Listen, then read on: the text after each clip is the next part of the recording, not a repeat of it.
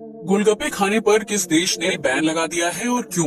क्या आप जानते हैं कि वो कौन सा देश है जहां डेड बॉडी की राख का सूप पिया जाता है? क्या आपको पता है कि बस में सीट बेल्ट क्यों नहीं होती है? क्या आप जानते हैं कि अगर जहाज में किसी की मौत हो जाती है तो उसकी डेड बॉडी के साथ क्या किया जाता है? यकीनन आपने आज से पहले इतने अमेजिंग फैक्ट्स नहीं सुने होंगे, इसलिए वीडियो को आखिर तक जरूर देखें। फैक्ट नंबर 1, भारत में गोलगप्पा बहुत ही फेमस स्ट्रीट फूड है जिसे अलग अलग आकार और टेस्ट के साथ विभिन्न राज्यों में बहुत ही चाव के साथ खाया जाता है।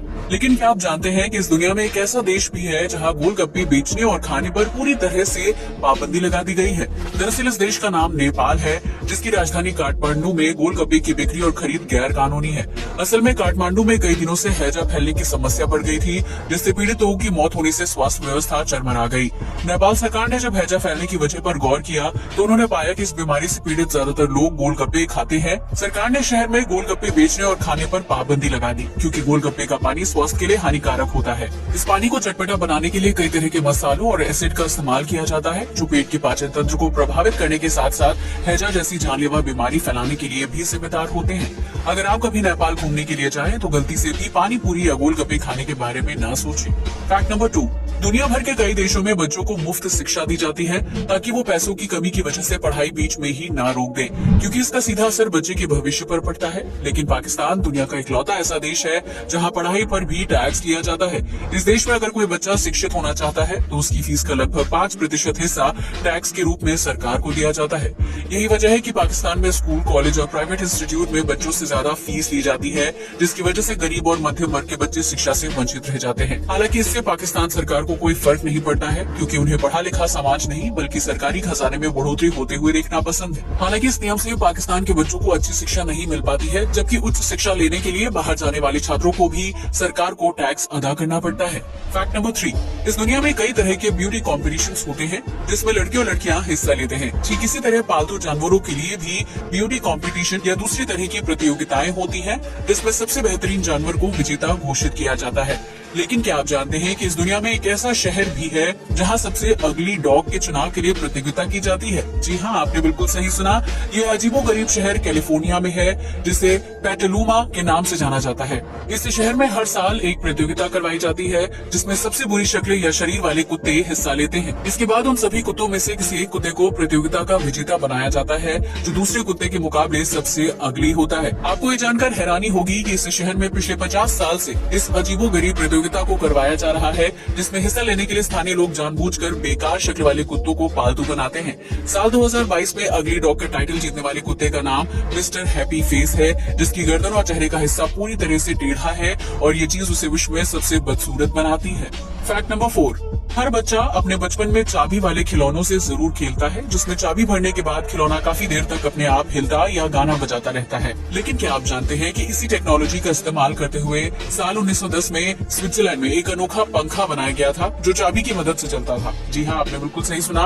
उस पंखे का नाम वाइंड अप और क्लॉक वर्क था, जिसे ई पिलार्ड नाम की कंपनी ने बनाया था। ये एक छोटा टेबल फैन था, जिसे गार्डन या उन जगहों पर इस्तेमाल किया जाता था जहाँ बिजली का कनेक्शन नहीं होता था। ये पंखा एक बार चाबी भरने पर लगभग 30 मिनट तक नॉन स्टॉप चलता था, जिसकी वजह से उस दौर में इस पंखे की डिमांड काफी ज्यादा थी। हालांकि बीते वक्त के साथ टेक्नोलॉजी एडवांस होती चली गई और लोगों ने नए तरह के पंखों का यूज करना शुरू कर दिया। लेकिन ये चाबी वाला पंखा आज के दौर में ही कई जगहों और लोगों के लिए मददगार साबित हो सकता है।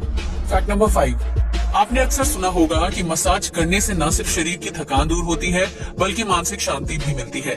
लेकिन क्या आप जानते हैं कि दुनिया भर में कई तरह की अजीबोगरीब मसाज की जाती है, जिनमें से एक है पाब्लो मसाज। इस मसाज का आनंद उठाने के लिए आपको थाईलैंड जाना होगा, जहां बैंकॉक और पटाया जैसे शहरों में पाब्लो मसाज बड़े पैमाने पर की जाती है। इस मसाज के लिए मरे हुए जानवरों के सींगों का यूज किया जाता है, जिन्हें आग की मदद से अंदर से गर्म किया जाता है। फिर उन गर्म सींगों को शरीर के विभिन्न अंगों में चिपका दिया जाता है, जो वैक्यूम की वजह से काफी देर तक त्वचा से चिपके रहते हैं। पाब्लो मसाज से शरीर में रक्त संचार बेहतर होता है, जबकि त्वचा पर डेड सेल्स भी आसानी से निकल जाती हैं। इसके अलावा ये मसाज मांसपेशियों की अकड़न को दूर करने के साथ साथ मानसिक शांति पहुंचाने का काम भी करती है, जिसकी वजह से मसाज ले रहे व्यक्ति को बहुत अच्छा फील होता है। थाईलैंड में कई लोग सड़क किनारे पाब्लो मसाज का लुत्फ उठाते हुए देखे जा सकते हैं, जिनमें पुरुषों की संख्या सबसे ज्यादा होती है और वो अपनी पीठ और कंधे के दर्द से राहत पाने के लिए पाब्लो मसाज लेते हैं।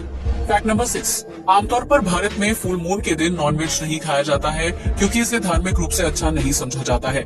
लेकिन फुल मून पर नॉनवेज ना खाने का लॉजिक सिर्फ आस्था से ही नहीं बल्कि साइंस से भी जुड़ा होता है। दरअसल फुल मून की रात पृथ्वी पर चंद्रमा का ग्रेविटेशनल पुल ज्यादा होता है, जिसकी वजह से अगर उस रात व्यक्ति नॉनवेज खाता है तो उसे डाइजेस्ट कर पाना शरीर के लिए मुश्किल हो जाता है और इसकी वजह से इंसान की तबीयत भी खराब हो सकती है। डेनमार्क ने अपने देश के नागरिकों की सेहत और सुरक्षा का ध्यान रखते हुए एक अनोखा नियम बनाया है, जिसके तहत फुल मून की रात किसी भी व्यक्ति को नॉनवेज खाने की इजाजत नहीं है। अगर कोई व्यक्ति इस नियम की अनदेखी करते हुए नॉनवेज बनाता या खाता है तो उस स्थिति में व्यक्ति को दोषी मानते हुए जेल की सलाखों के पीछे भेज दिया जाता है।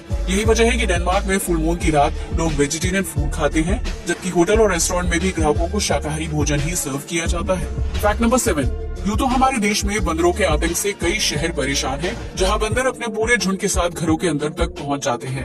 लेकिन इन बंदरों को भगाने के लिए किसी को नौकरी पर नहीं रखा जाता है, बल्कि लोग अपनी सूझबूझ से खुद ही बंदरों को भगाने की कोशिश करते हैं। हालांकि भारत के संसद भवन में बंदरों का आतंक इतना ज्यादा बढ़ गया था कि सरकार को इस समस्या का समाधान ढूंढने के लिए कुछ लोगों को ही नौकरी पर रखना पड़ा, जिनका काम सिर्फ बंदरों को भगाना है। ये लोग संसद भवन के आसपास गार्डन में दिन भर निगरानी करने का काम करते हैं और जैसे ही उन्हें कोई बंदर दिखाई देता है तो वो लंगूरों की आवाज निकालकर बंदरों को दूर भगाने की कोशिश करते हैं। इतना ही नहीं, इन लोगों को कुछ स्पेशल गन भी दी गई है जिससे फायर करने पर जोरदार आवाज आती है।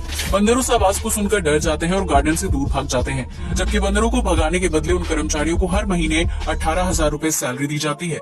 इस बात से आप समझ ही सकते हैं कि बंदरों ने संसद में कितना आतंक मचाया होगा, जिसकी वजह से सरकार को उन्हें भगाने के लिए लोगों को नौकरी पर रखने की जरूरत पड़ रही है। फैक्ट नंबर 8, सर्दी के मौसम में कई लोग वेज या नॉन वेज सूप पीना पसंद करते हैं, जो शरीर को गर्माहट देने के साथ साथ खांसी और जुकाम जैसी समस्या से छुटकारा दिलाने में मददगार भी साबित होता है। लेकिन क्या आपने कभी ऐसे सूप के बारे में सुना है जिसे बनाने के लिए राख का यूज किया जाता है? अगर नहीं तो हम आपको बता दें कि अमेरिका के वेनेजुएला और ब्राजील के जंगलों में यानोमामी नाम की जनजातीय समूह के लोग रहते हैं, जो कई सदियों से प्राचीन परंपरा का पालन करते आ रहे हैं। इस जनजातीय समूह की एक प्रथा के अनुसार जब किसी व्यक्ति की मौत हो जाती है तो उसके शव को आग में जला दिया जाता है। इसके बाद शव की उस राख को इकट्ठा कर लिया जाता है और कच्चे केले के साथ पकाकर एक सूप तैयार किया जाता है, जिसे मृतक के परिवार के सभी लोग पीते हैं। इस जनजाति के लोगों का मानना है कि डेड बॉडी की राख से बना सूप पीने से मृतक की आत्मा को शांति मिलती है, जबकि उसका आशीर्वाद जीवन भर परिवार के लोगों को मिलता रहता है। यही वजह है कि यानोमामी ट्राइब के लोग मृत व्यक्ति को जलाने के बाद उसकी राख का सूप बनाकर पी जाते हैं, जिसे दाह संस्कार से जुड़ी बहुत ही अहम परंपरा माना जाता है। फैक्ट नंबर 9, आपने देखा होगा कि किसी भी 4 पहिया वाहन में सीट बेल्ट की सुविधा दी जाती है, जिसे पहनकर यात्री एक्सीडेंट के दौरान सुरक्षित रह सकता है।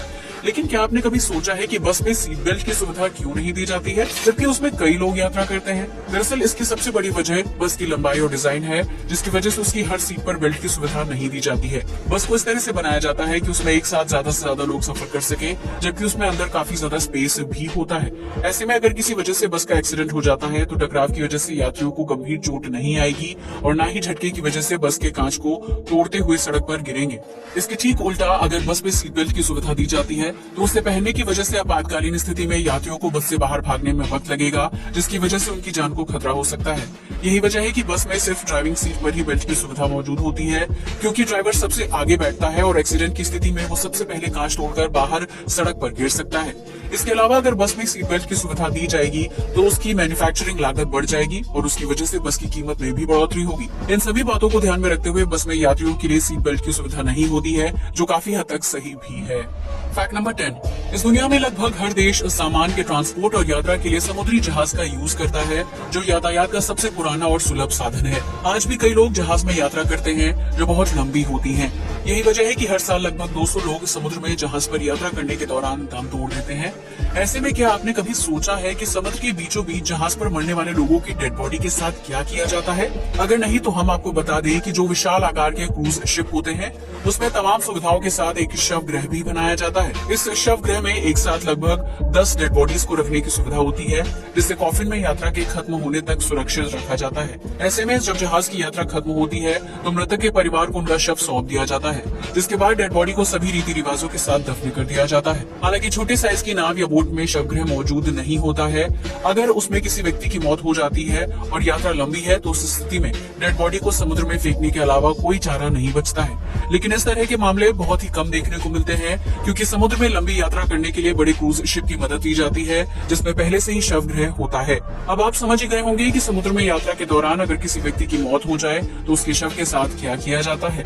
आज के लिए बस इतना ही। जय हिंद दोस्तों।